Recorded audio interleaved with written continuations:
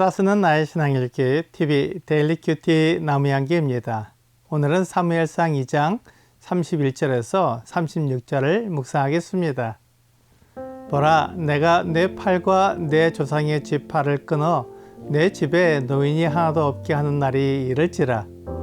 이스라엘에게 모든 복을 내리는 중에 너는 내 초소의 환난을 볼 것이요 내 집에 영원토록 노인이 없을 것이며 내 제단에서 내가 끊어버리지 아니할 내 사람이 내 눈을 쇠잔하게 하고 내 마음을 슬프게 할 것이요 내 집에서 출산되는 모든 자가 젊어서 죽으리라.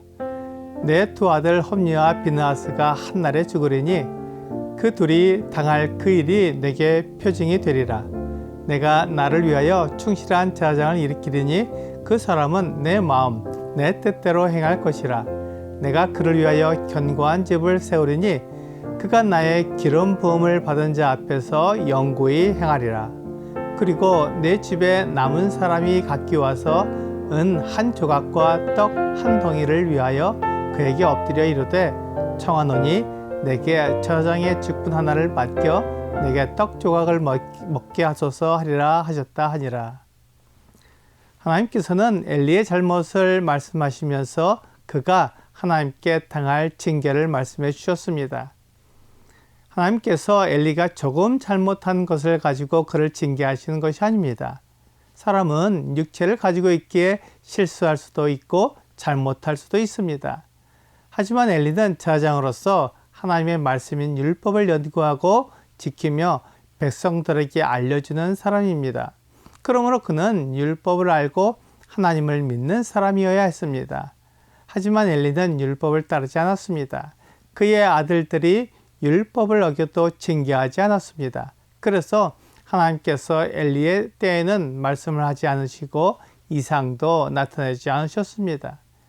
엘리는 그것을 보면서 하나님을 믿어야 했습니다. 하나님께서 계시며 말씀하시는 분이라는 것을 믿어야 했습니다. 하지만 엘리는 하나님을 종교적으로는 믿고 따랐지만 그의 삶에서는 믿지 않은 것 같습니다. 그래서 하나님께서 엘리의 가문에 징계를 하신 것입니다. 그의 팔과 그의 조상의 팔을 끊어 엘리의 집에 노인이 하나도 없게 할 것이라고 말씀하셨습니다. 팔을 끊는다는 것은 힘과 능력을 없앤다는 말입니다. 엘리가 하나님을 믿지 않기에 그의 힘과 능력을 없앤다고 말씀하신 것입니다. 그 결과 그의 집안에 노인이 없게 될 것입니다. 엘리의 집에서 태어나는 사람은 젊어서 죽게 된다는 것입니다. 하나님께서 이스라엘에게 복을 주실 것이지만 엘리는 제사장으로서 하나님의 처소가 환난 당하는 것을 보게 될 것입니다. 이것은 나중에 홈리와 비느하스가 전장에서 하나님의 궤를 가지고 나가며 그곳에서 하나님의 궤를 블레셋에게 빼앗기고 하나님의 전이 무너지게 되는데 이것을 제사장인 엘리와 엘리의 자손들이 보게 된다는 것입니다. 이 일은 너무나 끔찍한 일입니다.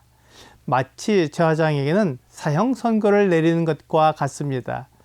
제사장이 하나님의 처소가 환난을 당하는 것을 보는 것은 그가 하나님을 위해 아무것도 할 수 있는 것이 없고 아무 힘없이 당하고 있어야 한다는 것을 말해줍니다. 엘리는 하나님의 궤가 블레셋에게 빼앗겼고 그의 두 아들이 죽었다는 소식을 들었을 때 의자에서 뒤로 넘어져 죽었습니다. 하나님의 말씀은 정확하게 이루어집니다. 이것이 우리가 하나님을 믿는 이유입니다. 하나님은 살아계시며 심판하시는 분입니다. 하나님이 우리를 만드신 창조주이시기에 우리가 하나님의 말씀에 따라 살지 않으면 그에 대해 심판하실 것입니다. 하나님의 심판은 마지막에 이루어질 것입니다. 그때까지 우리는 하나님의 말씀을 기억하며 회개해야 합니다. 회개하지 않으면 하나님이 심판하실 때 영원한 불못에 던져지게 될 것입니다. 요한계시록 20장 12절부터 14절은 또 내가 보니 죽은 자들이 큰 자나 작은 자나 그 보좌 앞에 서 있는데 책들이 펴 있고 또 다른 책이 펴졌으니 곧 생명책이라. 죽은 자들이 자기 행위를 따라 책들에 기록된 대로 심판을 받으니 바다가 그 가운데서 죽은 자들을 내주고 또 사망과 음부도 그 가운데서 죽은 자들을 내주매 각 사람이 자기의 행위대로 심판을 받고 사망과 음부도 불못에 던져지니 이것은 둘째 사망 곧 불못이라 라고 말씀하고 있습니다. 하나님께서 모든 사람을 심판하신다는 사실은 분명하며 사람들이 이것을 알도록 성경에 기록해 놓으셨습니다. 하나님의 말씀을 알면서도 그것을 믿지 않으면 그렇게 살지 않을 것입니다. 엘리가 그렇게 살았고 그것 때문에 징계를 받게 될 것입니다.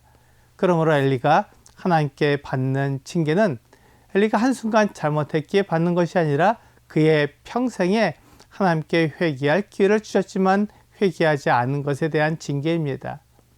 하나님께서 엘리를 이렇게 징계하시면서 엘리 대신 한 충실한 제사장을 일으키실 것이라고 말씀하셨습니다. 그는 하나님의 마음, 하나님의 뜻대로 행할 것이기에 하나님께 그를 위해 견고한 집을 세워서 하나님의 기름 부음 받은 자 앞에서 영구히 행할 것이라고 말씀하셨습니다.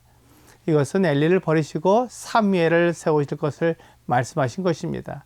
사무엘은 사울에게 기름을 부을 것이며 사울의 다음 왕인 다윗에게도 기름을 부을 것입니다.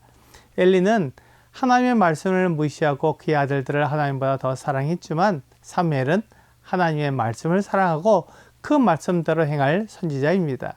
그래서 사무엘은 이스라엘 백성들에게称성을 받으며 높임을 받을 것입니다. 그리고 사무엘에게 엘리 집에 남은 사람이 와서 제사장 직분 하나를 얻게 해달라고 부탁할 것입니다.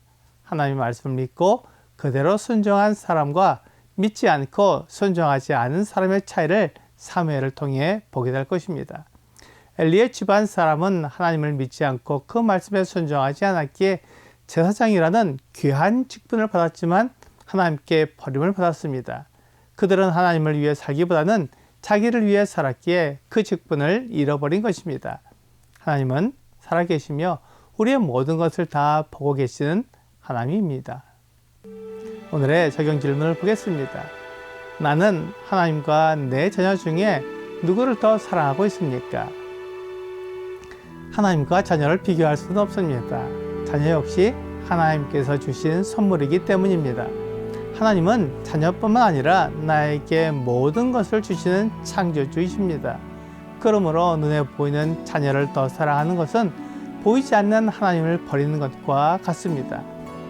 오늘 보이는 사람보다는 보이지 않는 하나님을 믿고 사랑하는 여러분과 제가 되기를 주 예수님의 이름으로 기도합니다.